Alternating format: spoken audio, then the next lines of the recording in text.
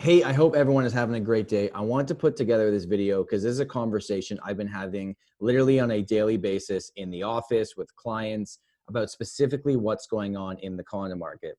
And as someone in the real estate community that makes a lot of educational content, I feel like it's only fair that I break this down, show you behind the curtains, and give you an understanding of why the condo market has slowed, the fundamental reasons why it's happening, what we can predict for the future, and just give you a better understanding, because hearing the numbers are one thing, but breaking it down and figuring it out, I think, is a lot more valuable. So if you stick with me here for about 5 minutes, I promise you'll come out of this feeling better about your knowledge and understanding than you did maybe the 5 minutes prior.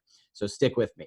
Okay, so what we're going to talk about is inventory. Inventory is everything, supply, demand, why pricing is everything. And I don't just mean what you list your property for, but what the market value of the price range of your property is, because certain price ranges are doing still very, very well in the condo market, but other price ranges have really slowed down. We've actually seen decreases, which isn't something I've said in like 5 years, in condo prices. We're then going to discuss immigration, or the lack thereof immigration, how that's impacting the condo market. Then we're going to talk about opportunities. So whenever you hear people saying, well, the real estate markets, it's always a great time to buy and sell, it's not necessarily true at all. However, what you're looking to do and being strategic, there's always opportunities. I think now is a good time, especially if you're a buyer, to look at the opportunities in front of you, because it needs to be long-term thinking. Then we're going to talk about future outlook. So just before we get into everything, just a general reminder, it's not about timing the market perfectly. It's about your time in the market. It's pretty fair to say that building long-term wealth, specifically in the Toronto market, is based on how much time you spend in the market, not trying to time it perfectly, because it's just impossible to do. And like I've said many times before, if anyone tells you they know exactly what's going to happen, they're straight up lying to you. Okay, let's talk about inventory level.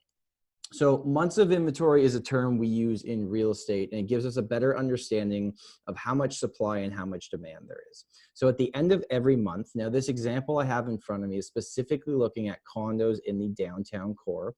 And at the end of August, we had 1,436 active listings on the market. And to give you an idea, last year, if I was looking at these same numbers, that number would probably be about 600 to 800. So you can see there's a lot more active listings on the market. And in that same time frame, 342 sold. So how we get this months of inventory level is we take the active listings and divide it by the condos that actually sold. Okay, so what that gives us is the number 4. Now, from 3 months and lower, that is a seller's market. And what 4 months of inventory means, that if today no new condo listings came on the market, for everything that's currently available for sale, it would take 4 months for everything to be sold. So it's the amount of time, the absorption rate. But what that really means, if you break it down even more, is that for every 4 new listings that come on the market, only 25%, meaning 1 out of 4, is selling in that first 30-day period, right? A lot of people think that number is a lot higher, but 25% are selling. And that's really what's happening right now, is that buyers have more options. And when buyers have more options, the inventory level continues to build. Now, 4 months of inventory is a balanced out market. So prices should pretty much just stabilize. If this number pushes to 5 months of inventory, 6 months of inventory, that's when we're going to actually start seeing decreases. That hasn't really happened yet, other than in the more higher price point properties. And then we get to pricing, because pricing truly is a big part of the conversation. Something that I've noticed, because we are a team that does sell a lot of condos, all of our condo listings under 600,000, we've sold in 7 days. They're selling very, very well, because they're more affordable than everything else. Our condo listings that are $800,000 plus, they're sitting on the market longer. Now, they are still selling, but the percentage of them selling over 800,000 only represents less than 10% of the entire market. So you're just playing in a smaller sandbox of buyers. We are also starting to see decreases in prices for condo listings that are over $800,000. And the reason this is happening is because I don't believe, well, in the urban markets like Toronto and Vancouver, I believe that people buy condos because of convenience and affordability.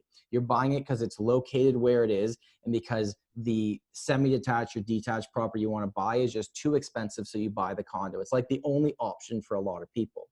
But with the way condo prices have gone, they've gone up 51% in the past 5 years. That's crazy growth. That's been outpacing everything else. Now, the average condo price at 800, 900,000, a lot of people are saying, well, why don't I just buy the small home where I don't have maintenance fees, right? Because if the difference is getting tighter and tighter, people are going to go towards the freehold property. And that's what I believe is happening right now. Then we got to talk about immigration, because we've had no real immigration for the past 5 months. And whatever way you cut it, a big chunk of the growth of Toronto, with our economy, with our population, with everything, is immigration. And when people aren't coming here, they're not buying as many condos, and it's the domino effect. Now, one thing I think is actually interesting is that our prices haven't really dropped, even though we've had no real immigration. So all the sales that have happened basically since March have been local sales. So for everyone saying that it's foreign buyers that are pushing up the market, well, you might have been right to some extent for the condo market, because right now with the local sales and the inventory and just the fact that everyone's been stuck at home and they want a house anyways, the condo market has slowed.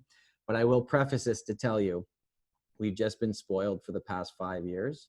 We've gone up over 10% a year in condo value in the past 5 years, and we've finally kind of come back to reality. When the borders do open, because they will at some point, who knows when, we don't know if cases are going to continue to go up or what's going to happen, expect demand to start rising again for condos in the city of Toronto. Then we have to look at every situation that happens as an opportunity. So the past 5 years, sellers had opportunities. Sellers had opportunities to cash out and make a lot of money on their properties. Now, for the first time, buyers have opportunities. And a lot of first-time buyers that couldn't have afforded to get into the market, they now have an opportunity in front of you. Because no matter how cheap your rent is, or if you're under rent control, because the rental market's not doing great right now either, it's still 100% interest. So run the numbers and see if there's an opportunity, because this needs to be a long-term decision. What I want sellers that are thinking about selling their condo to think, a lot of them will say, well, I wish I had just sold earlier in the year. It would have been way better. I would have got a higher price. That is true. But you've also seen 51% growth in the past 5 years. So you've done very, very well. So selling your condo today, the price you can expect is about the price that you would have got at the beginning of 2020. We have not yet seen significant drops. And then we got to talk about the price gap. So right now, the average condo is just under $700,000 in the 416 area code, where your average semi-detached property is 1.2 million.